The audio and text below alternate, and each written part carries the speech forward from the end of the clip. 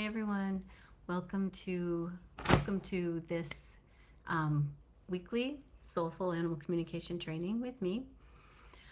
I'm Kristen Hadley. You are here in my complementary community, Animal Communication Circle, and this is a complementary space where I teach weekly on interspecies communication, on communicating with your animals, and why that is such a fun and amazing way to live life, and how you can improve your abilities in interspecies communication. And I had the question come up in a conversation I was having over the weekend, and someone said, so if this is a natural skill, if this is a natural ability, why do you teach people? What happens when you teach people if this is natural and if this is how they are wound? And it's such a good question. And so if you are live here, go ahead and just type in the comments that you're live. I was trying to get today's call streamed through Zoom and all the things, and I just gave up on that because I really don't want to miss this opportunity to be with you.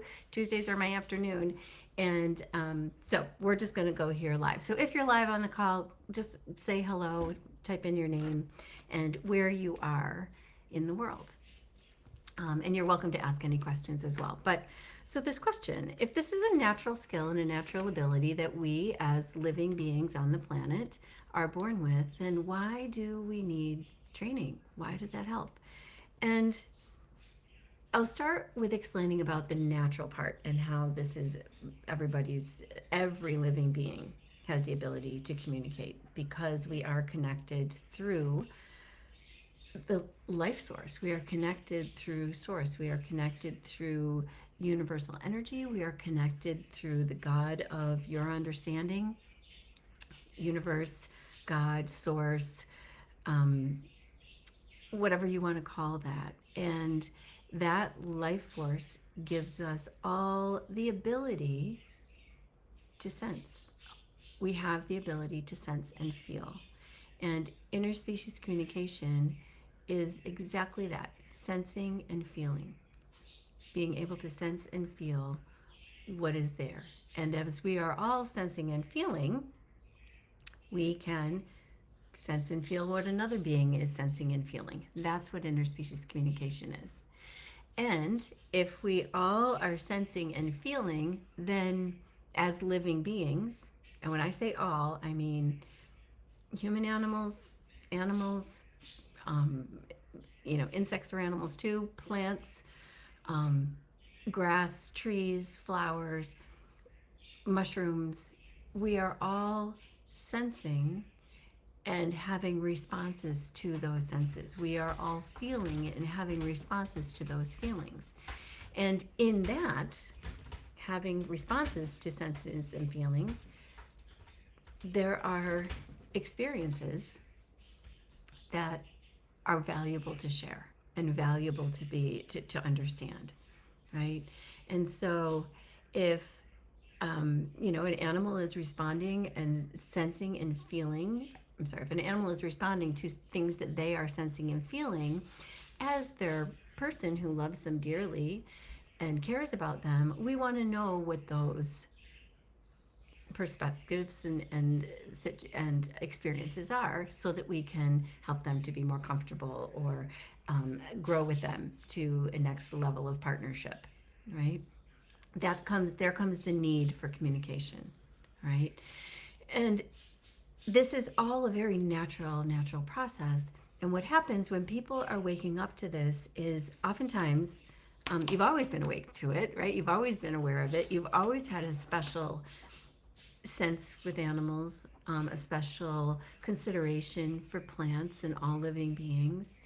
And you might not have been aware that you were sensing what they were sensing. It might have felt to you like an affinity or an appreciation or a connection, right? In that is communication. And so while that is how it can come in naturally for people, developing that ability by bringing awareness to it and acknowledging that you are sensing and feeling this is super, super helpful in accepting that this is a natural life gift that you have, that we all have, all right? And finding ways to develop that is really helpful. And oftentimes people can develop this in ways on their own by building relationships with animals, by, spending time in nature and listening to the nature spirits and trees and plants and flowers, and being aware that sometimes what they want to, or what they're sensing and experiencing and what matters in their experience might not have much to do with our experience unless we're talking about the same topic. Okay. So this, what I'm explaining right now is very much about how when you acknowledge and experience this at a level without any training, this is often what it's like, and how that comes in to play in your relationships with animals is that you may get quick impressions of what an animal in your family is thinking. You may get sensations in your body or in your awareness about what your animal is experiencing. When you water your plants outside, you may get a sense right away of them being so appreciative of the water that you're giving them, and that they're able to take that into their roots and cool their petals and their leaves, right? And it's being aware that those things, A, are possible, and two, that you are picking up on those senses. Now, if you have the structure and the ability and the, what do I want to say? I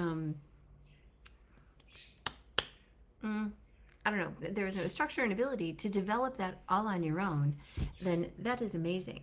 But often what happens is, when you're tuning in with your own animals, you don't have the feedback. You don't have a third person, someone to partner with and say, hey, yeah, that's right. That is how he responds in this situation. Or yes, that's how he feels about his food. He only likes this and doesn't like that. You don't have anyone to do those check-ins with. Training brings that. The other thing is that as a natural skill, as a natural ability, it's there all the time, but you might not know how to develop it, right? It's kind of like people who have a natural gift as an artist, and they have the ability to draw and paint and all the things. They also benefit from going to art school. They benefit from taking art classes because it helps them to bring out and bring up and develop what it is that comes naturally to them. So if interspecies telepathic communication feels like something that you are excited about, and you know that you've had these experiences that I was describing a little bit earlier, and you know that this is something real and it happens sometimes but it doesn't happen all the time, then you are that artistic person, right, who loves drawing and painting and has this skill set and this ability and this natural propensity, and developing that through classes and training opportunities and learning more and discovering and spending time considering all that is possible with those skills is only going to help you. It's just such a beautiful way to acknowledge a gift that you already have, that's already working for you, is to celebrate it and nurture it and develop it and feed it, right? And that's what I love to do. When people come to classes, and I just finished level 1 and level 2, we did our first, the first 2 levels in my training program. People, I love to watch them wake up to this. I love to experience how things fall into place for them, and what comes so naturally and can feel so light and can feel sometimes like just magical, right? And even if it's just a memory that you have of a time when you understood an animal or a plant or a tree, that just the magic of that, and knowing that there's more for you, knowing that you can receive more, knowing that that experience can expand and become consistent and become deeper, wider, broader, more expansive, more full, right?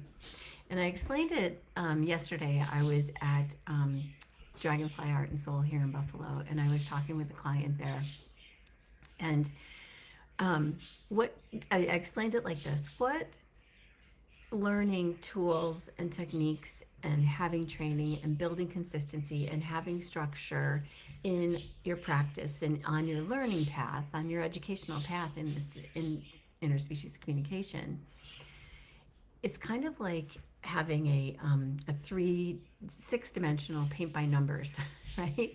And every tool that you receive and practice and develop, it creates a space for you to receive information and fill in that picture, right? And then the more that you develop that tool and you practice that tool, it gets even bigger and broader and more full and more complete. And it creates a bigger space for you to receive information and allow information and meaning to come in. And then what happens is, as a whole, right, as the telepathic whole, that what's going on here in terms of understanding each other universally, et cetera, meaning every being in the universe, that's what I mean universally, every being in the universe, is that paint by numbers that you have created with your skill set and your tools and your acknowledgement and your practice, that paint by numbers then becomes the space for the meaning to fill in, the space for the concepts to fill in, the space for understanding what is going on for an animal, or a collective consciousness of animals, or a group of animals in a certain place, or your own beloved animal who may be in spirit, or your beloved animal who is at the barn 10 miles away, or your cat who is sleeping on the bed, or your dog who is lying at your feet. Like that, you create this space for telepathic communication to come in, and you can make sense of it. And you can understand the details. And you get the concepts, the meaning, the feelings, the emotions, the sensations, the understanding. You discover what's needed. You discover what the animal needs to be understood, or needs physically or mentally or emotionally to improve their situation. And it is so wonderfully magical, and I just love it. I love teaching. I love watching people wake up to this. It's absolutely it's life-changing. And when I say wake up to it, I mean that really gently and very lovingly, right? Because it's kind of like taking a breath, and you know that feeling when you wake up and everything feels fresh, and there's like a new idea for the day that comes to you, or a really good, wonderful way that you want to feel that day before you get out of bed and all the stuff happens, and all the things, thoughts start happening and all. That's what I mean by waking up to this. Is telepathic communication with animals gives us an opportunity to have fresh experiences and understanding and conversations and connections and new ways of looking at situations and new ways of being with other beings on the planet, animals and people and every living being. And it's refreshing. So I say waking up, I really mean like expanding. It's kind of like blossoming like a flower. And it's totally available for you.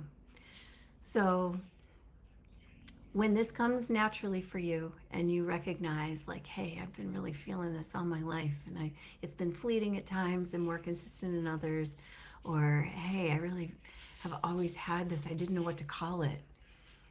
I'm telling you what to call it. It's interspecies telepathic communication, and it is your birthright, and it is something that you have the ability to develop, and it's really important to develop it because we don't want to misrepresent animals, right? We don't want to let our own stuff get in the way of what's really coming from the animal. I'm very, very keen on that, and this is also why I teach.